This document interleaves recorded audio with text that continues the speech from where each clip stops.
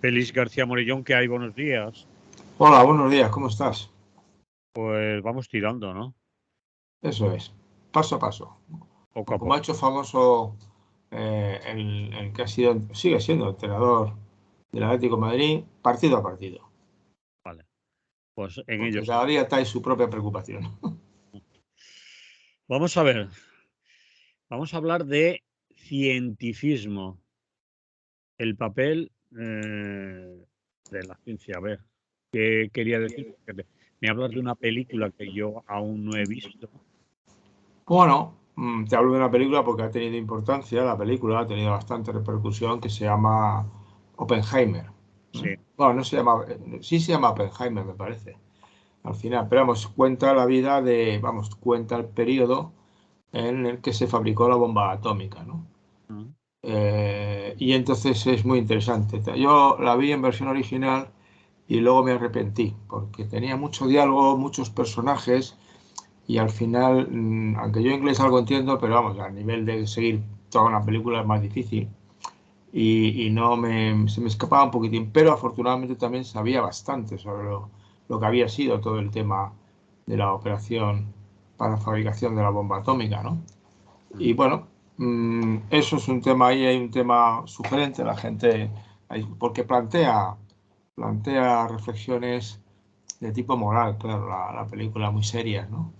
Y luego, por otra parte, bueno, pues, eh, por otra parte a mí me preocupa sustancialmente, a mí como profesor que he sido, y bueno, sigo siéndolo en pequeña escala, pero sigo siéndolo, el tema de que nuestra cultura, una cosa de que la ha caracterizado mucho, ha sido la importancia dada a la ciencia. ¿Mm? La Es una importancia, dices la importancia la importancia que dada a se la le da ciencia. al cientificismo, bastante Claro, ingenuo. el cientificismo ya es una actitud ante la ciencia que a mí me parece que es negativa. ¿Mm?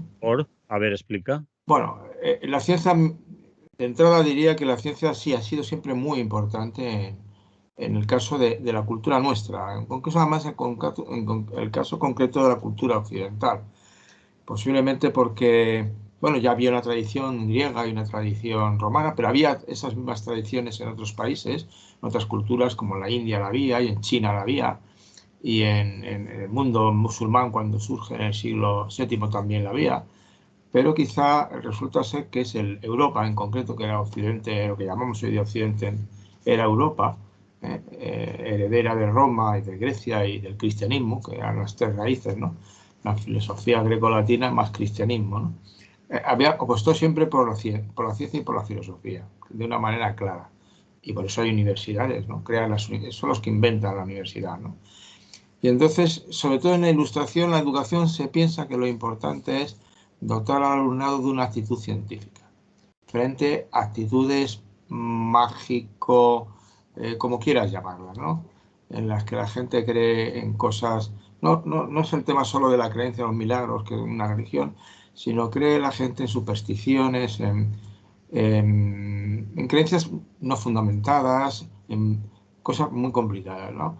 Y entonces la ciencia trae se concibe, la educación es dotar al alumnado de ese espíritu científico, de esa confianza en la razón humana, de esa necesidad de usar la razón humana, siempre. Mm. Y no exclusivamente, pero siempre. Entonces, ¿qué ha ocurrido en estos momentos? ¿Qué dos cuestiones podría haber en estos momentos que yo creo que ambas son dignas de interés, ¿no? Por un lado, la que todos estamos viendo venirnos encima, vemos que se nos viene encima, no, que la tenemos ya encima de alguna manera, ¿no? Que es todo lo que está suponiendo esta cuarta revolución industrial de la digitalización, ¿no? ¿Por qué esto preocupa de una manera especial?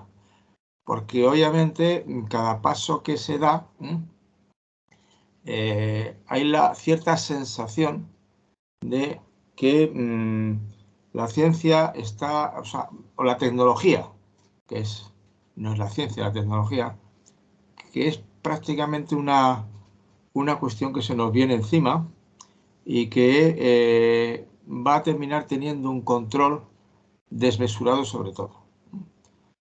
Por un lado ya lo tiene, en cierto sentido, porque la tecnocracia, lo que se llama los que ostentan el poder tecnológico, pues son gente que tiene una influencia muy potente.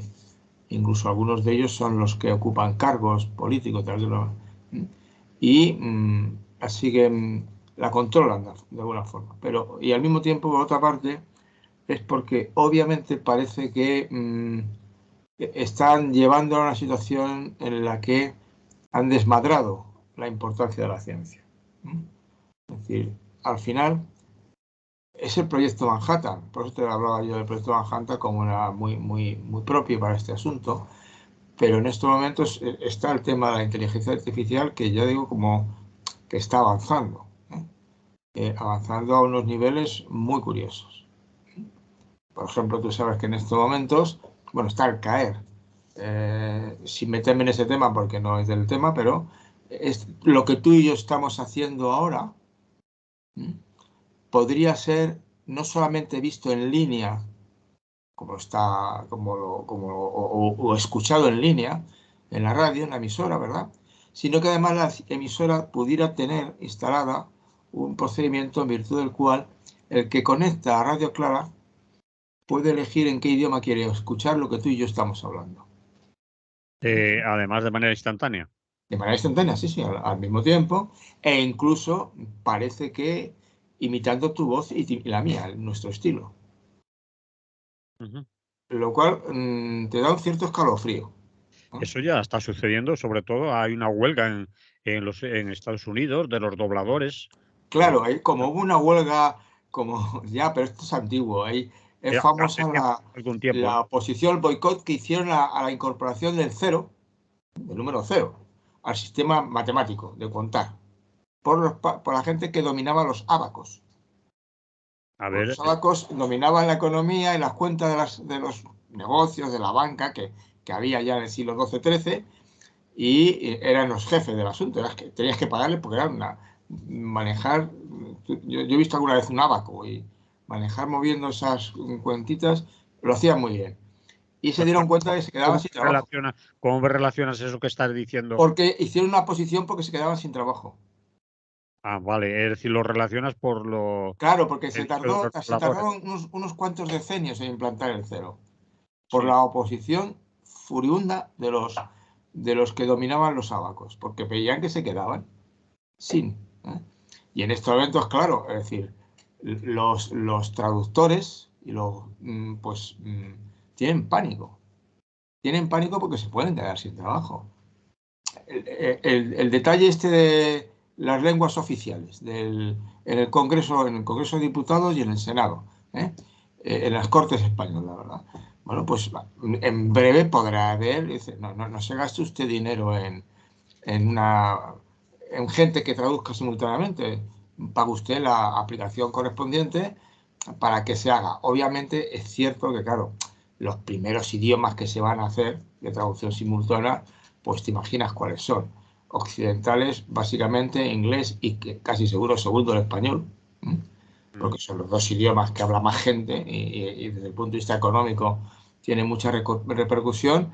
El chino, posiblemente el árabe y no sé, alguno más. Porque claro, traducir pues esto automáticamente del español al euskera o del español a alguno de estos idiomas, al guaraní, pongamos por caso, que te hablaba antes de ese tema, pues no sé cuándo surgirá. Pero en cualquier caso, esa tecnología está ya.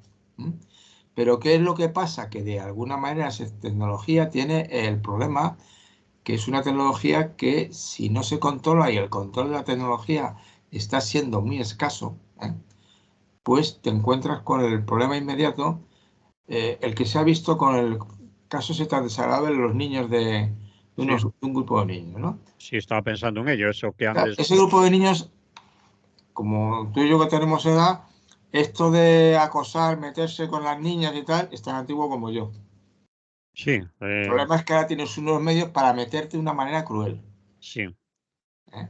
y más que Ya había, porque a través de Twitter y esas cosas, los ataques, el desprestigio, ¿no? Era muy duro a veces. Y entonces la gente lo pasa muy mal porque su cuerpo... Pero claro, ya que te cojan, te graben en una aplicación sencilla que no cuesta mucho y a tus compañeras las sitúes en has hecho previamente un vídeo de ellas y puedes conseguir que manteniendo su voz se hagan desnudas, claro, dices tú, oiga, ¿de qué va esto, no? ¿De qué va esto? Es decir, no. O imagínate lo mismo, que yo pueda utilizar tu cara y tu voz por una inteligencia para hacer ver en una aplicación que tú estás diciendo una cosa. Que muerte al anarquismo, que estás harto de Radio Clara y que Radio Clara es un montaje más de un grupúsculo de iluminados, ¿no? Claro. Iluminados, sí. Y dices tú, Manolo, ¿qué te pasa? Hombre, los que te conocemos en principio, primero, si lo hacen con intención de hacer daño, no lo harían tan burdo, ¿no? Lo harían más sofisticado, ¿no? Pero claro, entonces la gente de alguna forma está, digamos, parcialmente preocupada. Y evidentemente la desaparición de puestos de trabajo que podrán ser sustituidos por otros puestos de trabajo, pues es real, ¿no?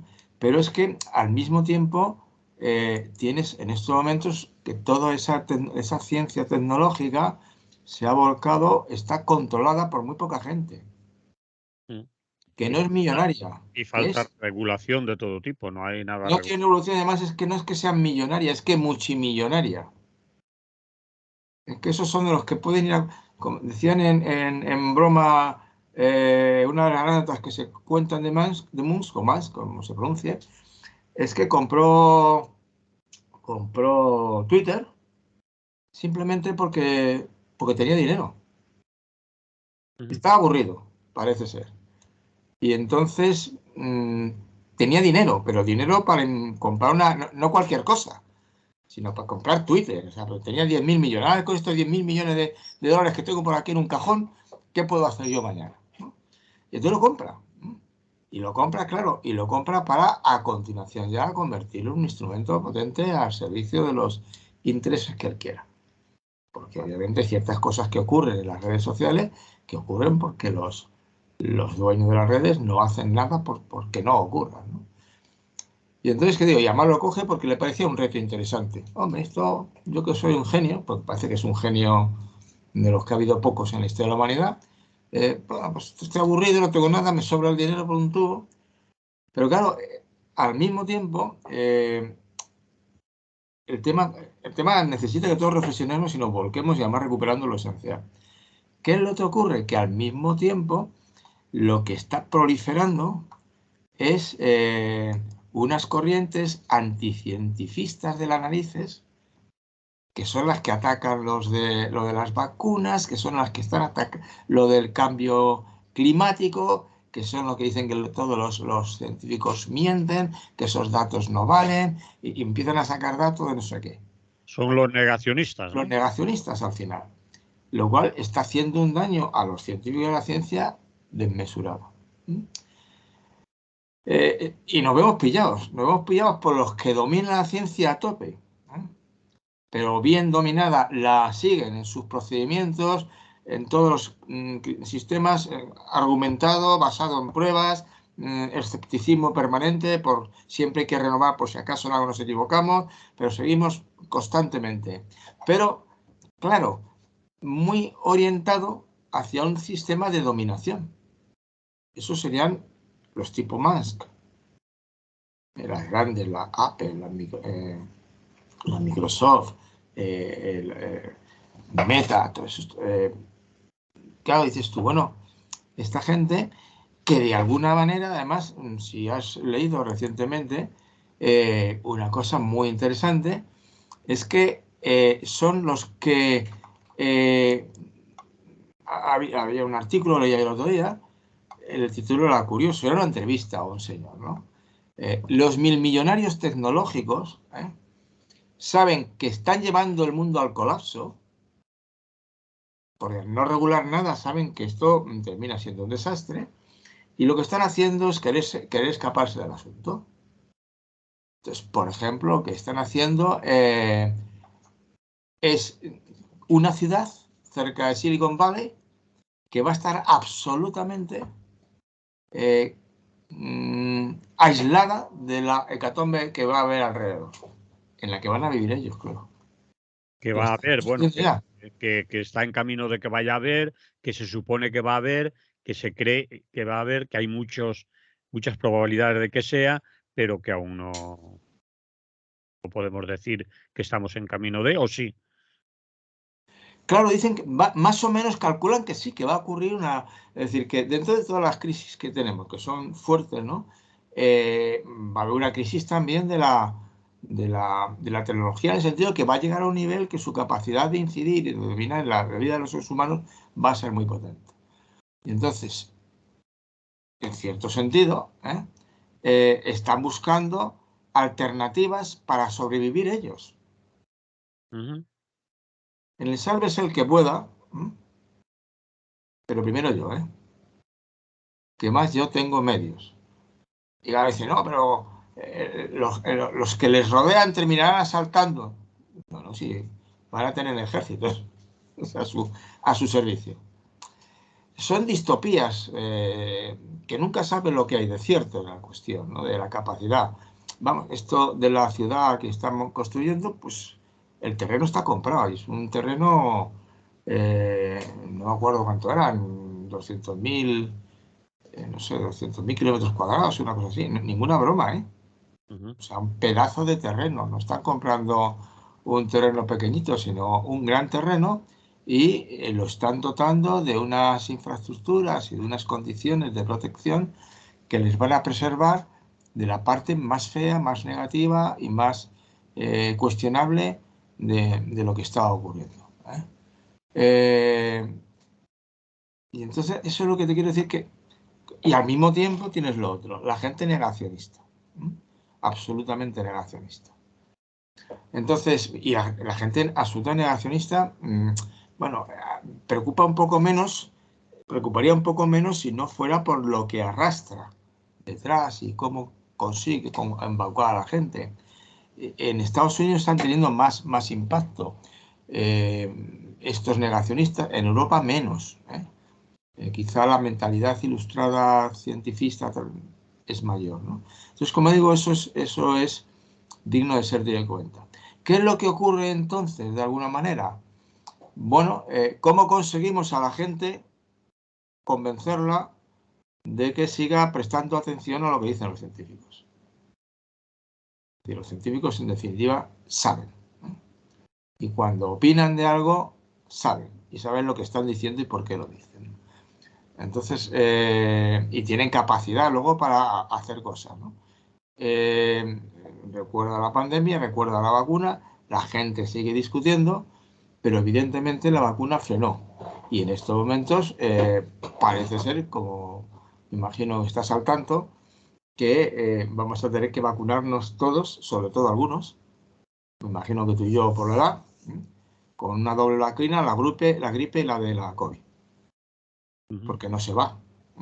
Una vez que ha llegado, como todo buen virus, no mata rápidamente a su presa, a su receptor, porque si lo mata se muere él, el virus. No creo que piense esas cosas el virus, ¿verdad?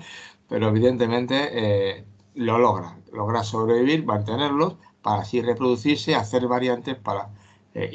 aparecen variantes, no es que diseñe variantes, La evolución no es finalista en sus explicaciones, sino que de alguna manera lo que pasa es que esas mutaciones que logran resistir son las que se reproducen y las que no logran resistir desaparecen.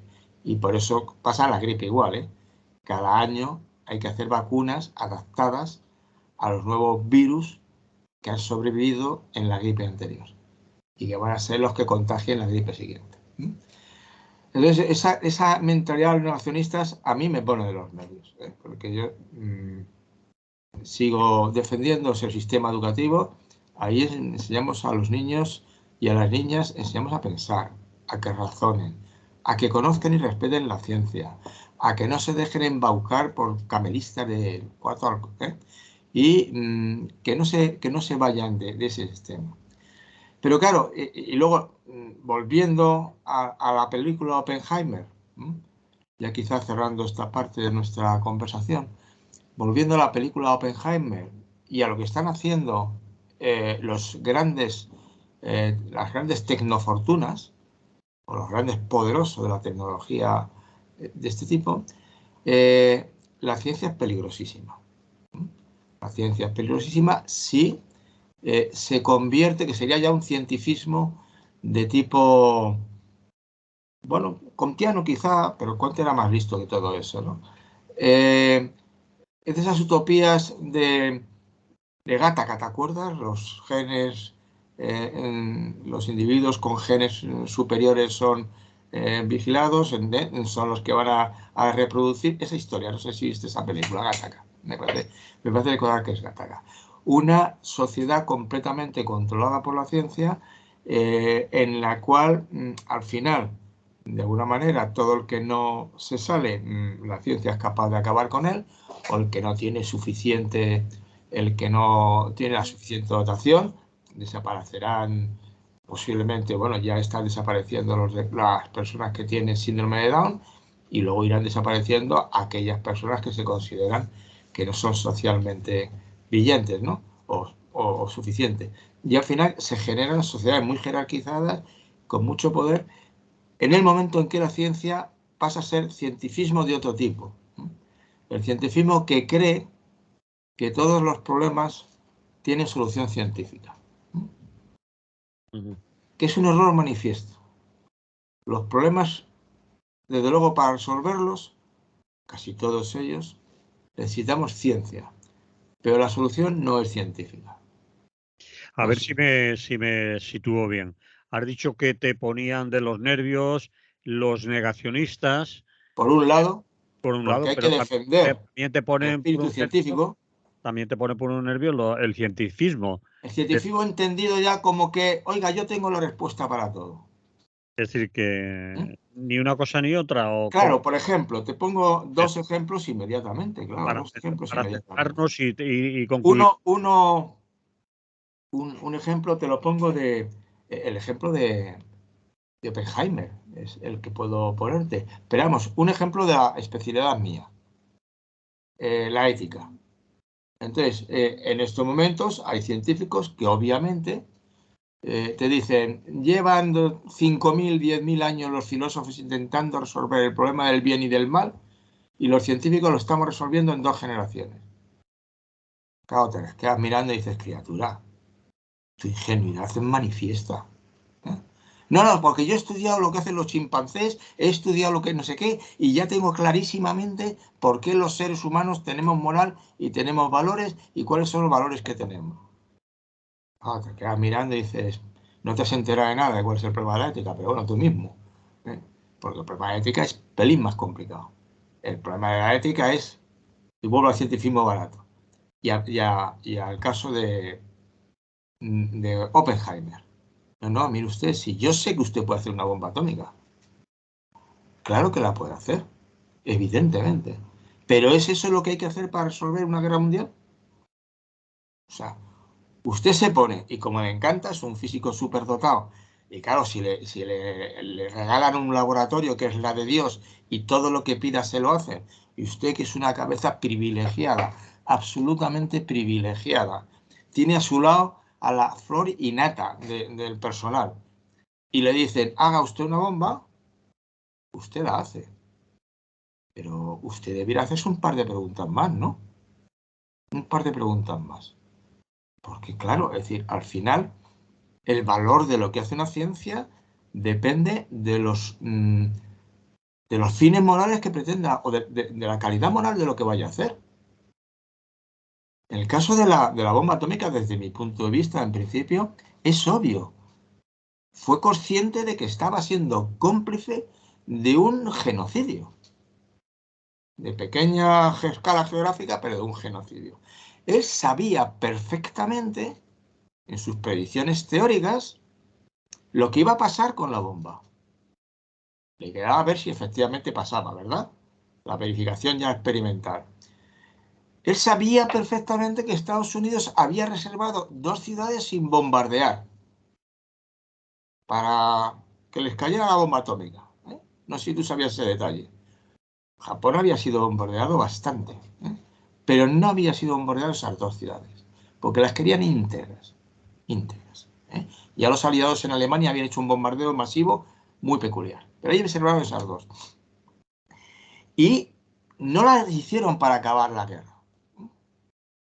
Si esa bomba la tiran en el Pacífico a 50 kilómetros o a 100 kilómetros de Tokio, en el mar, bueno, y le dicen a los japoneses la siguiente, les cae encima. Se hubieran rendido al día siguiente. Aunque estaban dispuestos, pues había visto ya algunas islas, a morir todos antes de rendirse, ¿no? Todos los kamikazes esto, ¿no? Entonces, usted sabe lo que estaba haciendo. Por lo tanto, porque ganaron la guerra, si llegan ustedes a perder la guerra, sabe que lo hubieran ejecutado, ¿no? Por crímenes de guerra. Y además hacen dos bombas porque quieren probar dos combustibles, uranio y plutonio. A ver cuál mata más y devasta más. Dices, has perdido el norte. Y eso lo has hecho, además, como científico, nadie te ha obligado. No me cuentes tu vida. Tú has tomado una decisión, eso es la ética, tomar decisiones, y la decisión que tomas es esa. Tú sabrás. Luego, claro, han dicho que no, claro, que eso evitó una tercera guerra mundial. Bueno, para lo que estamos viendo, pues no sé si hubiera venido bien una tercera guerra mundial, pero vamos, es igual. Entonces, esa es la parte de ese otro cientifismo, que yo en el caso de la ética lo discuto. No, mire usted, no. Ni los niños van a ser buenos porque les vamos a dar dopamina. Eso es una chorrada, lo están proponiendo, ¿eh? Ni los niños si logramos analizar bien el código genético del espíritu de Gattaca, vamos a conseguir personas perfectamente lo que la evolución ha tardado mucho tiempo en conseguir, que es, por ejemplo, los seres humanos, ¿sabes? Que dicen los evolucionistas, que al igual que otros homínidos, nos caracterizamos por ser, y otros animales, por ser una especie domesticada. Por ellos mismos, por nosotros mismos, nos hemos domesticado. Nuestra capacidad destructiva es tan grande que nos hemos sometido a un autocontrol muy fuerte, que es el típico de los animales domesticados. Y por eso la violencia reactiva nuestra y la proactiva son menores que cualquier animal. Y encima están socialmente muy perseguidas, ¿no? Entonces, esa capacidad la están diciendo algunos en estos momentos. Es Agulesco y otro. Oiga, vamos a ver, del mismo modo que se bajaron las caries porque se puso no sé qué sustancia en el agua de las ciudades, no sé si lo recordarás. El flúor. El flúor, vamos a poner, no me acordaba el flúor, vamos a dar dopamina. Nuevos estudios dicen que, bueno, la dopamina es un poco más complicada, sí, porque la dopamina genera afectividad, genera buen rollo, etc. Y entonces todos contentitos, ¿no? Claro, pero al final la pregunta es que ustedes no han resuelto el problema ético, se lo han cargado. Claro, quieren convertir a los seres humanos. Yo los controlo mediante, es la otra propuesta, ¿no? Mire, usted como su perfil yo lo tengo a ti y a mí, lo tengo ya, ¿eh? O sea, que ya usted sigue haciendo con la ilusión que no quiere recibir anuncios y no sé qué, está fichado, ¿eh? Y además sé cuál es su punto flojo y sé cómo lanzarle publicidad cada vez mejor y mensajes para que usted al final haga lo que yo quiero. Si además le inyecto el cambio de código genético, además a los individuos más caros de sostener y menos productivos, por ejemplo, los del síndrome de Down y otros cuantos más, consigo que no nazcan encima, ya mejor, no nacen. Hacemos ya los seres perfectos, nos cargamos al resto y punto pelota. Pero claro, dices tú, usted no está resolviendo los problemas morales de la humanidad, se está cargando la humanidad. Y no tengo ni idea de si lo que usted promete que vaya a ver va a ser mejor. Pero evidentemente se la está cargando. Entonces, ese otro peligro que se manifiesta en las tecnológicas directamente, estas de información que tenemos ahora, que se manifiesta en la capacidad de control y que se manifiesta en la capacidad destructiva que tienen ciertas armas, ese es un cientifismo que además va apoyado por unas minorías tecnócratas que ellas van a vivir perfectamente, mucho mejor todavía, es peligrosísimo. Entonces hay que recuperar, hay que seguir luchando en sitios como los nuestros, ¿no? Ese grupo, por ejemplo, el que le invitamos una vez al grupo nuestro de Niayá, que hablaran de la cuestión, que es un grupo que se dedica fundamentalmente a meterse en política, a ciencia y política, a incidir en que en el Parlamento y en las Cortes haya gente capaz de actuar, de informar a los políticos de lo que se sabe y actuar, por lo tanto, con conocimiento de causa y no haciendo otras cosas. Y en ese sentido creo que es muy importante también luchar contra el cientificismo este negacionista y contra el cientificismo este de tecnocracia controladora. Muy bien. Lo dejamos aquí porque es un tema también duro, no es fácil de aguantar mucho rato, no porque tú seas más o menos pesado o no, o sea más fácil escucharte, pero es un tema también difícil que a la gente puede cansarle si estamos mucho rato. ¿Te parece? Me parece bien, perfectamente. Pues vamos a ver qué está pasando en la ONU, en Naciones Unidas. Hablar de la Asamblea de Naciones Unidas, la posible quiebra de una propuesta como esa que va a volver a la más dura y estricta geopolítica. ¿A qué propuesta te refieres? Bueno, no es que sea una propuesta en concreto, es decir, que la gente empieza a organizarse por su cuenta. La ONU, como tú sabes, es un invento que se intenta ya en la Primera Guerra Mundial, después de la Primera Guerra Mundial, pero vamos, fracasa rápidamente y se inventa después. Y la ONU además se inventa realmente por el horror percibido en la Segunda Guerra Mundial. En la Guerra Mundial, la verdad es que hubo un nivel de barbarie desmesurada. No solamente, que ya fue lo de los campos de exterminio, ¿no? Las políticas nazis de exterminio de poblaciones enteras, que cuando la gente ya yo supongo, no estoy casi seguro que los altos cargos de cada país del aliado, de los fundamentales aliados, sabían lo que estaba pasando. No me cabe ninguna duda, pero ninguna, ¿no? La Francia de Vichy autorizó que fueran trenes llenos de judíos, ¿no? Y no hay que ser tonto para saber qué va a pasar con esos judíos. No los llevan a Alemania o no sé dónde para construir. No. Y yo creo que lo sabía todo el mundo lo que estaba pasando, pero en cualquier caso no es lo mismo saberlo. Además, está en una guerra que te urge hacer otras cosas a cuando lo ves. Verlo es más jorobado. Pues cuando entras en un campo de esos y ves lo que hay ahí, los que entraron cuando los liberaron, ¿no? Te quedas, bueno, todavía yo he tenido la fortuna de ir a uno de ellos, a Mauthausen. Sí. Y a mí no me pasó. A mí me dejó impresionado, o sea, pero muy impresionado, y los carteles que leía me dejó profundamente impresionado, ¿no? Y la barbarie, ¿no? Y sobre todo que eso estuviera ocurriendo al lado de un pueblo. O sea, que los del pueblo que estaba a 6 kilómetros tenían que saber perfectamente lo que ocurría allí. No sé si me explico, no me cuenten que no lo sabían, ¿no? Y entonces te provoca una impresión brutal. Ver los restos, bastante bien conservados. Pero es que, por ejemplo, una conocida mía, que fue, ya varios le dije, vete, esas cosas hay que verlas. Hay que verlas para que te quedes impactado, ¿no? Y entonces ella se puso la audioguía, ¿no? Y entonces me contaba que a los 5 minutos, o 3, estaba llorando como una magdalena. Por lo que contaban y lo que veía. Y vamos, tuvo que pararse. Y quitarse la audioguía, por descontado. Entonces, claro, la humanidad, que es cuando ve eso, cuando lo ve y se da cuenta de la barbarie, cuando ve la destrucción, es consciente de que hay que hacer algo, hay que intentar regular.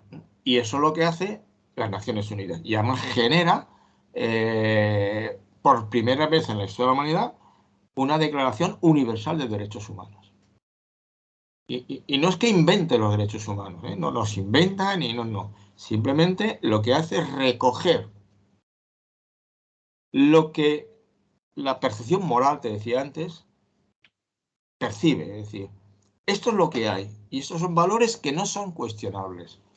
Porque si los de una, porque no se puede cuestionar. Es decir, un ser humano es un ser humano, punto, no hay nada que decir.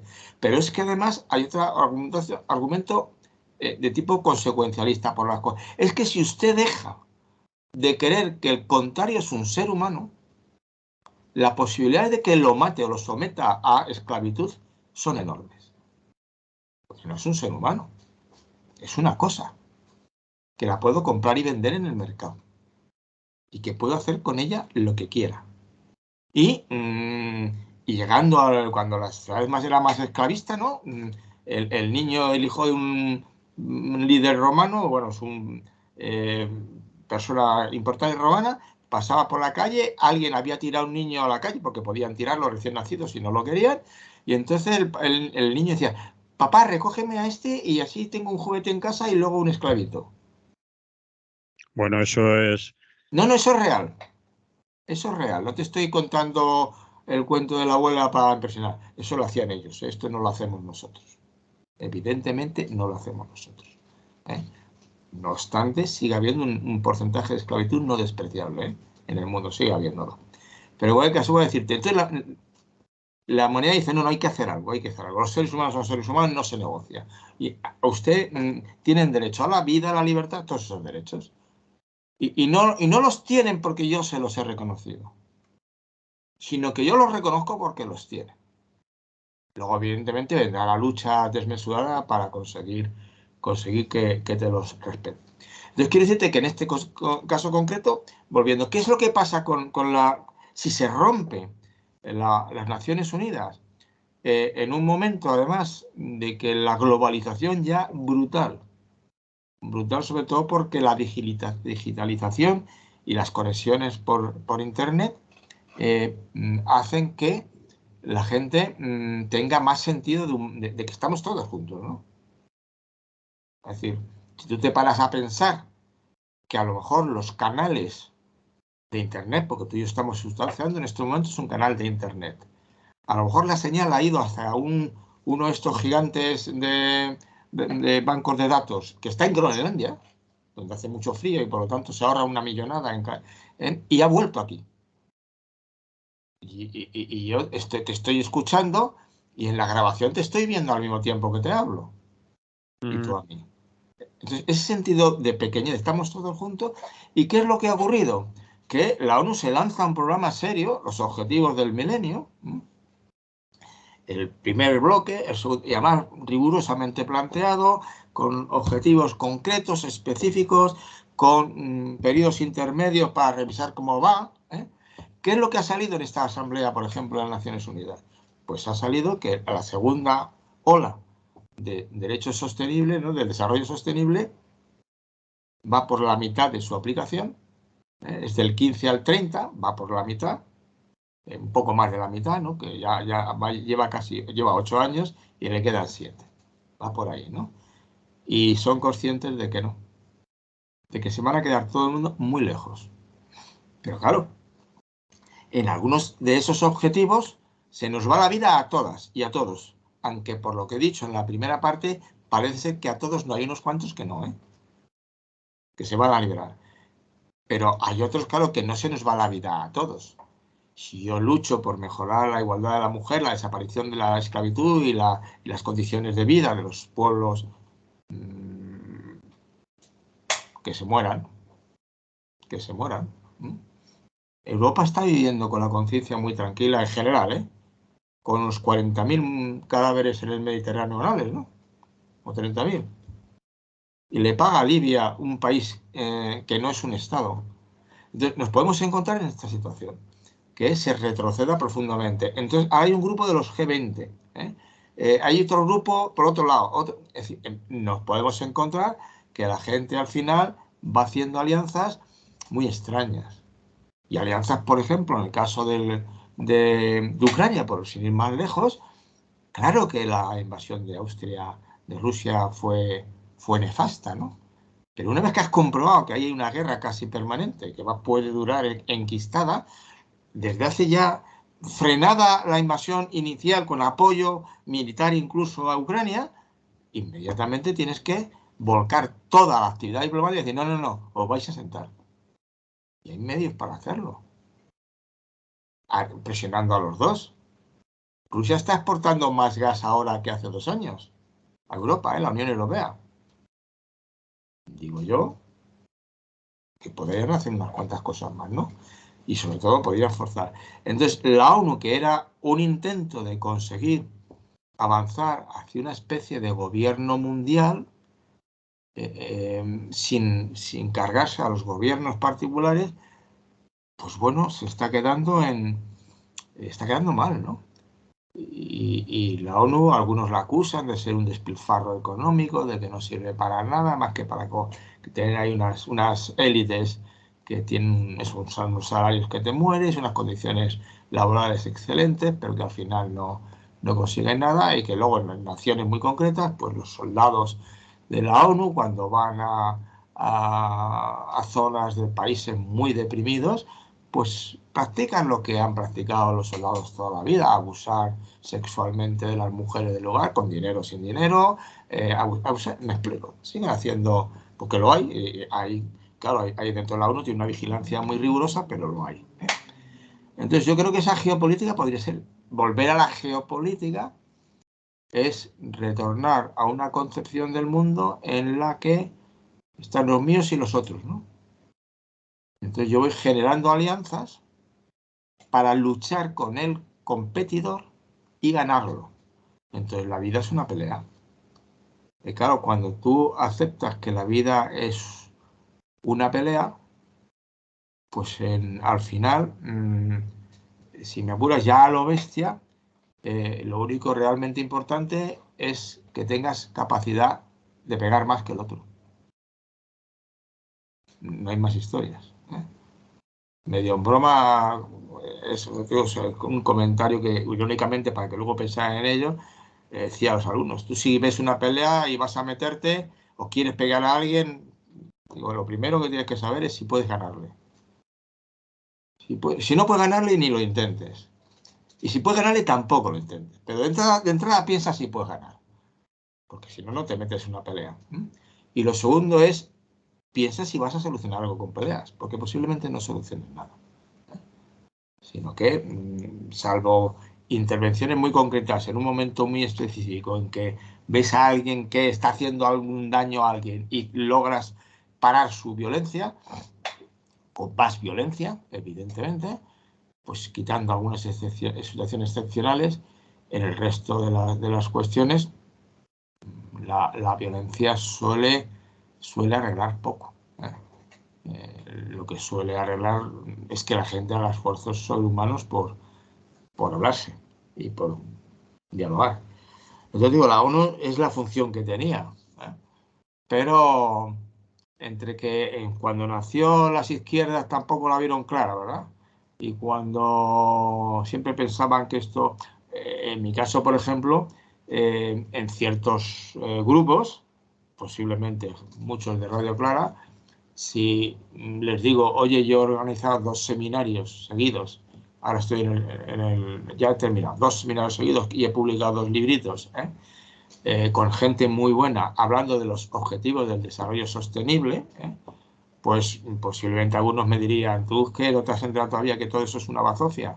Digo, pues a lo mejor no me he enterado, pero yo pienso que sin esa bazofia estaríamos peor. Porque también colaboro, y tú, contigo, conmigo y más gente, en asociaciones ecologistas potentes, y nuestra capacidad de incidir en que el consumo de CO2 o la regulación de la agricultura, de los cultivos, sea sensato, pues algo hay, pero vamos, es escasita. Pero algo se va logrando también, ¿no? Entonces digo, yo creo que sí, que lo de la geopolítica a mí me parece que sería un desastre, volver a una concepción de la política. Porque claro, el problema, y esto es la crítica anarquista, todo Estado es una máquina de poder, fundamentalmente, y además de control del poder. La democracia lo que intenta, de alguna manera, es que ese poder esté fragmentado, dividido y controlado. Esa es la idea. La rendición de cuentas y la división de poderes. Para que no haya monarcas absolutos, no haya gente que tenga todos los recursos y todos los resortes. Entonces, eso es la democracia, que en ese sentido, obviamente, es un intento de acabar con relaciones de dominación, establecer relaciones de convivencia mutua. El problema es que como la economía no la ha tocado, ahí no entra, es la vida privada y cada uno puede hacer ganancias como quiera, pues al final resulta que la política tiene controles externos que indican que al final es una máquina de dominación, un dispositivo de control social, y se ha acabado el Estado. Pero su función inicial no es esa.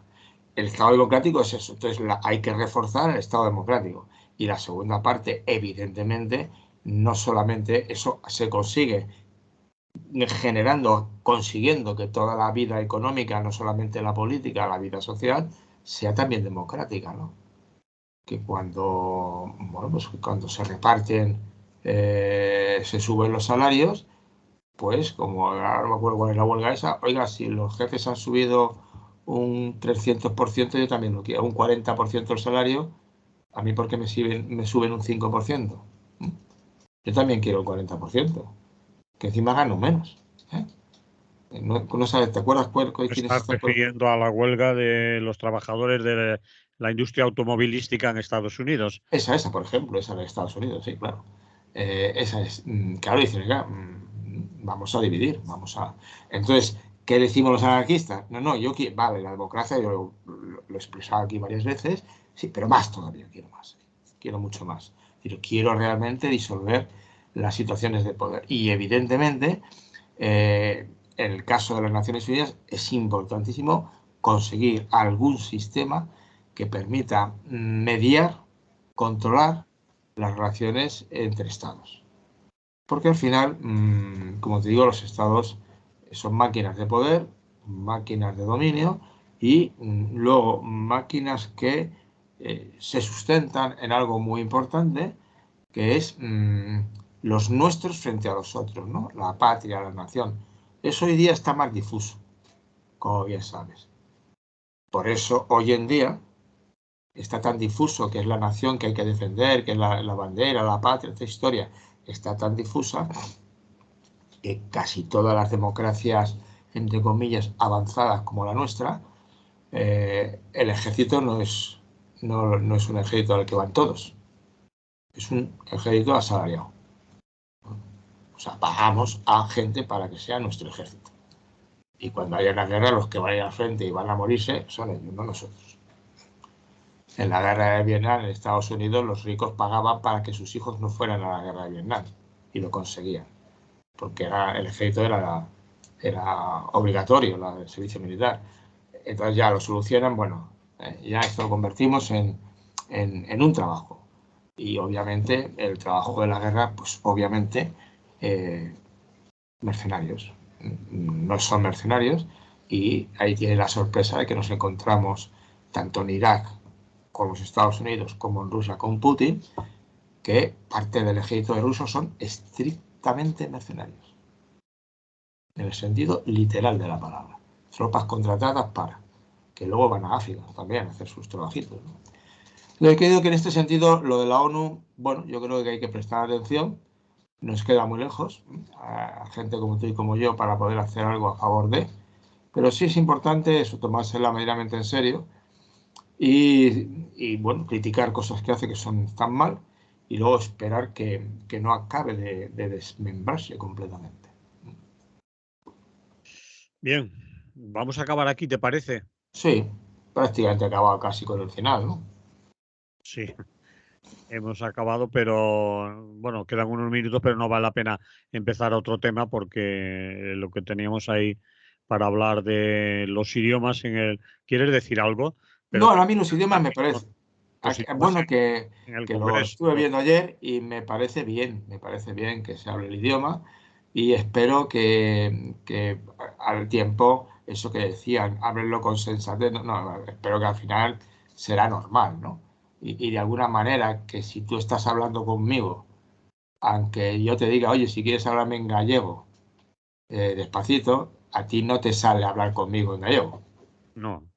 no te sale. De todas Y maneras, el Guirigay bebido en el día de ayer en el Congreso, pues es el primer día, es el día que se habla más en idiomas propios por lo que significa de reivindicación me parece excelente. que de A mí eso. práctica y de operativo, etcétera, ¿no? En Sí, fin. y que luego, evidentemente, y en la práctica, pues también le pido algún día al catalán que habla en catalán. Bueno, si no, si quieres también, si hablas despacito y cuidas el acento, yo te sigo. Y no necesito los pinganillos. Porque algunas de las personas que se quitaron el pinganillo pudo ser por una señal de desprecio, pero también pudo ser porque preferían escucharle en directo y a ver si pillaban, ¿no? Bueno, Pero ya veremos. A mí me parece una medida excelente. Yo sí que creo que el problema es los idiomas, cómo imponerlos, me parece es complicado y lo que hay que conseguir es una fórmulas sensatas de coexistencia entre los idiomas y que obviamente pues intente ver cómo se maneja pero vamos, eso que se hizo en tiempos de, oiga, usted va a dejar de hablar si se le ocurre hablar catalán en clase, le castigo, y si se vas como gallego, sí. mire, es que eso, o sea, como modelo educativo, ¿qué quiere que le digo? Es un retraso. Esto lo vivimos Claro, tú lo has vivido, yo no. yo sí lo he vivido y solo se podía hablar castellano y si hablabas en gallego, pues te comías algún coscorrón o alguna cosa más gorda, ¿no? Ya. Estaba absolutamente, digamos, prohibido, aunque no lo pudieron evitar que los que teníamos esa lengua materna, pues lo sigamos Claro, o sea, potencia y ahora es un valor más, ¿no? bueno, sí. Y luego, por otra parte, claro, es decir, me parece, hay una cosa que creo que es relativamente obvia.